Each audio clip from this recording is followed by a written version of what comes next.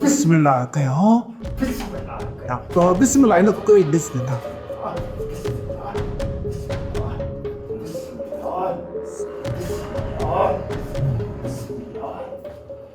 अरे छोड़ा पटरोड़े जेड़ा दोना पतियो बिछायो बाबा संगे के सहारो दियो ना।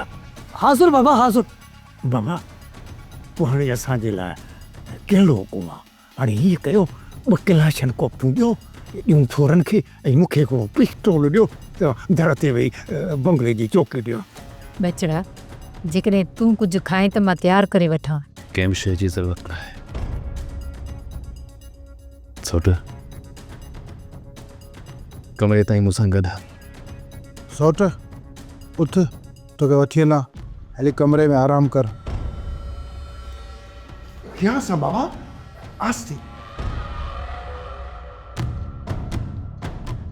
आस्ते बाबा आस्ते बाबा आस्ते आस्ते बाबा आस्ते। अतः हाणे तव्हांखे बि इजाज़त आहे।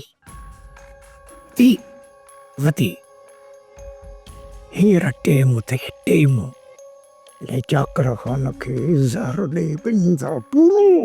उहा त हाली फ़िलहाल त तव्हां पंहिंजा पेर ट्रायो न। ईअं न थिए जो तव्हांखे ई पूरो करे छॾे। उपी पूरो ओ बाबा निकल जी कर देर न कर। बाबा साईं चाकर खान प्रेम में कोन आयो आहे। मां त चवां थो हितो निकिरणु घुरिजे। फ़िलहाल त हिन पासे ॾे न अचिजो जेसि ताईं मां पाण तव्हांखे न्यापू नथी कयां। हाँ जेको हुकुम बराजी इहो कीअं तो थींदो? अदा हलंदो थी मां पाणे मोकिलींदसि। हल ठीकु आहे ठीकु आहे।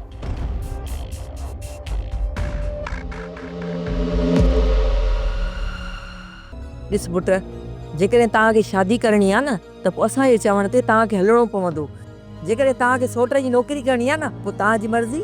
वामा अमा जेकॾहिं असां रुंडे सां रिश्तो जोड़ियोसीं न त पोइ एतिरो ज़रूरु सोचिजांइ त सौट जाबिर असां सां खाइण पीअण खां बुरागी हलियो वेंदो।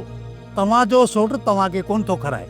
जेकॾहिं शादी मुरादी न खाधई त ख़ैर आहे। बाबा असां सोट खे ज़बान ॾियो ठाऊं। हाणे तूं ॿुधाए त भला असां पंहिंजी ज़बान तां कीअं फिरूं? पोइ ठीकु आहे वञी पंहिंजे चओ सोट खे किथां रिश्ता हथ करे तव्हांखे परणाए।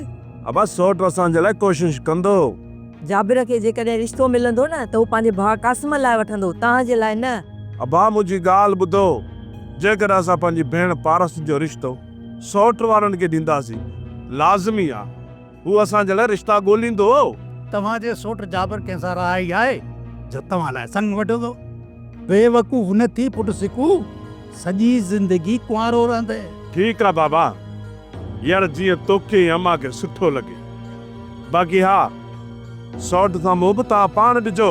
जेकॾहिं खाइण पीअण छॾे थो ॾे न त वञी खद में पए। असां हुनजा नौकर कोन आहियूं। अॼु मां माई दादलीअ ॾे वेंदमि रिश्ता पका करे ईंदमि पोइ तव्हां इनकार न कजो। सोप सीरियल पंजाबेरी तमाम एपिसोड्स ॾिसण लाइ विज़िट करियो असांजो official YouTube channel Sindh TV HD drama.